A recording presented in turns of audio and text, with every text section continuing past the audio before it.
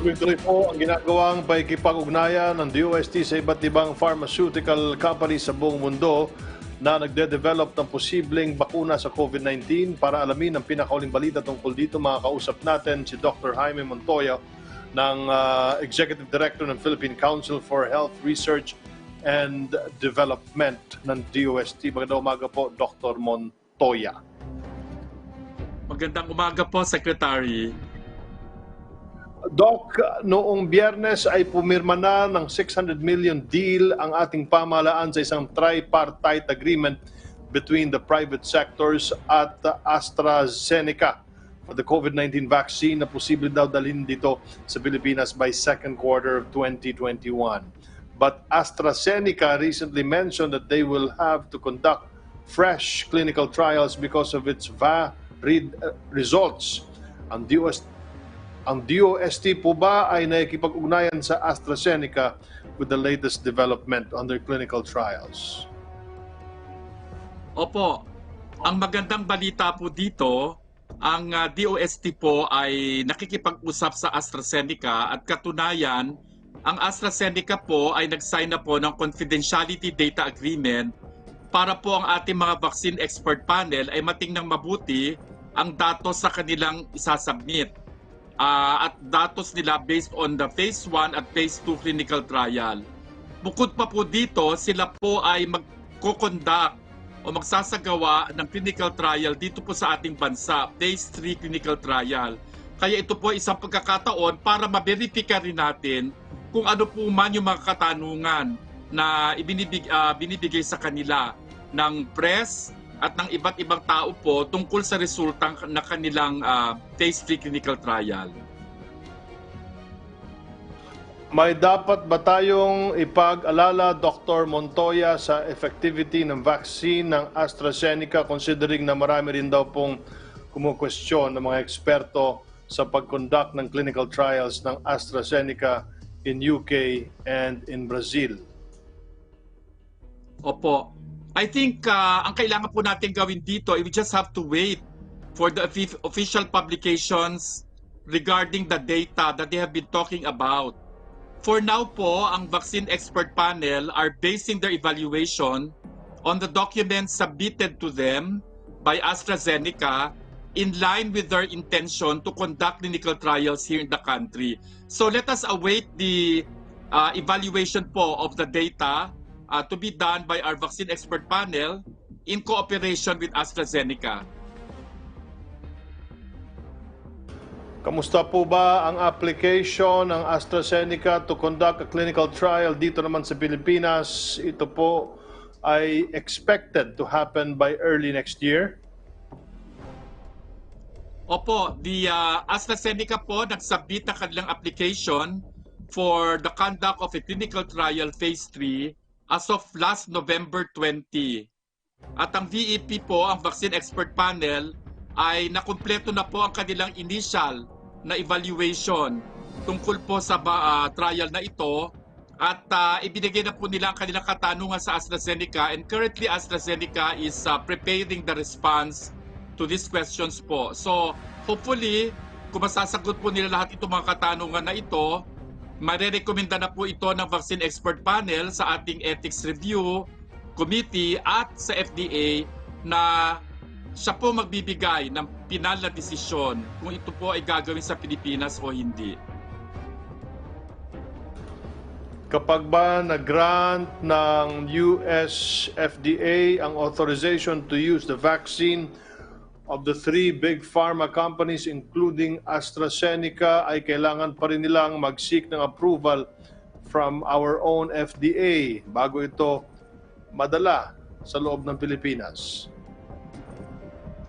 Tama po kayo, Secretary, kailangan pa rin po na maaprubahan ng ating Food and Drug Administration kahit na po sila mabigyan ng emergency use authorization ng ibang bansa katulad ng Amerika.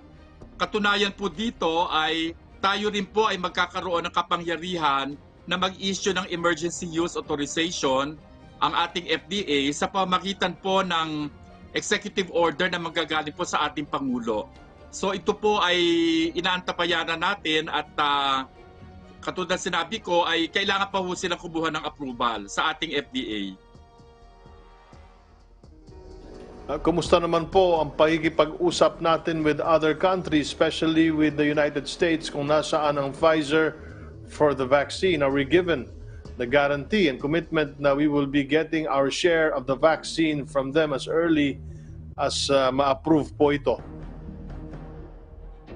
Opo, ang Pfizer po ay hindi magsasagawa ng clinical trial sa ating bansa, pero patuloy po ang ating negosasyon sa Pfizer dahil sila po ay of course magbibigay po ng supply sa ating bansa at ito po ay pinamamahalaan ng Task Group on Engagement and Negotiations at saka yung Task Group on Procurement and Finance na pinangungunahan po ng DFA at ng Procurement Service po ng Department of Budget and Management. Punta naman natin ang mga tanong mula sa media. Go ahead, Rocky. Yes, thank you, Secretary Martin.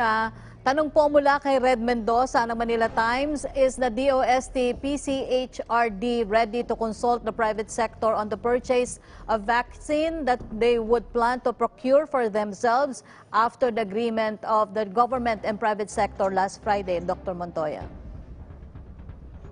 Salamat po sa tanong.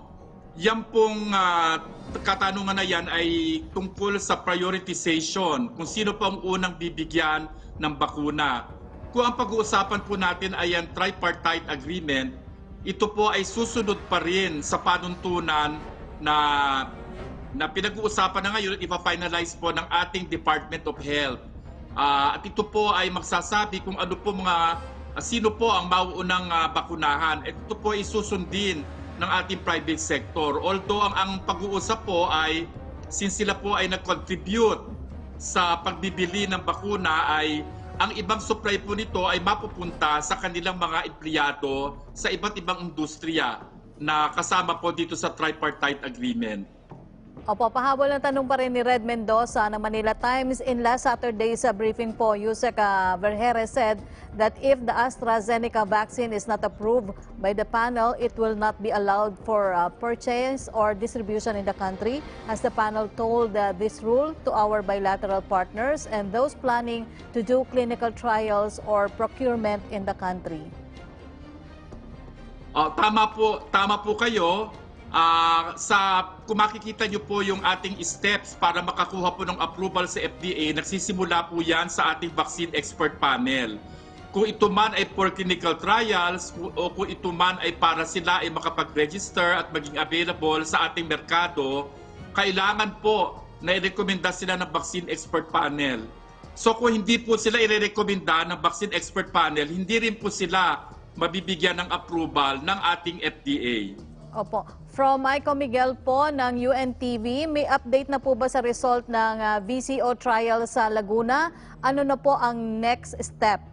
Also, yung daw pong paggamit ng melatonin, ilan po ang participants dito? And ano po ang nakikita nating effect nito to those who are undergoing this treatment? Opo, tungkol po sa VCO, dalawang pag-aaral po yan. Yung isa po yung ginagawa sa komunidad sa Laguna, natapos na po yan. At ang datos po ay tinitingnan na at pinag-aaralan at magkakaroon po ng separate briefing para po sa ating mga kaibigan sa press tungkol sa resulta po ng ginawang pag-aaral na ito sa Laguna. Yung isa pong pag-aaral nasa ospital naman para po sa mga moderate cases ng COVID-19 na nangangailangan ng hospitalization, ito po ay ongoing pa. So ito po ay baka next year, early next year na po ito matatapos. Tungkol po sa melatonin, as of 2 weeks ago po ay naaprubahan na siya ng FDA, napayagan na po siya para mag-conduct ng clinical trial. Kaya nagsisimula na po ang recruitment ng pasyente o mga volunteers para po sa melatonin. Ang melatonin po, base po sa mga pag-aaral, ay isang gamot po na ginagamit para po makatulog ang mga tao, pero ito po ay may iba pang mga gamit at ito po ay posibleng may kinalaman sa COVID-19 para mabawasan po ang immune response na nakasasakit o nakadadamage po ng mga organs ng mga may COVID-19. So ito po ang tinitingnan natin na baka siya ay makatulong na maiwasan po na ang ating mga may COVID-19 ay maging komplikado o magkaroon ng komplikasyon na nangangailangan ng paggamit ng respirator po. So ito po ang titingnan ng pag-aaral na ito. Opo, tanong naman mula kay Christine Sabilio ng ABS-CBN News Online, may update na po ba sa clinical trials para sa Lagundi at Tawa-Tawa at gaano nakadami ang participants at kailan daw po ang target end date ng studies? Salamat po sa tanong. Yung Lagundi po ay nauna sa Tawa-Tawa, so mas nauuna po siya. Pareho po silang may phase 1 and phase 2. Yung phase 1 po ay para malaman yung taas ng dose o ang dami ng gamot na kailangan inumin. At yung ikalawa naman ay yung actual na pagtingin kung ito po ay epektibo sa mga may COVID-19. Ang Lagundi po ay natapos na ang phase 1, so nasa phase 2 na po siya. At ito po ay magtatagal ng mga 2 hanggang 3 buwan. Depende po ito sa bilis na makakuha po sila ng mga volunteers.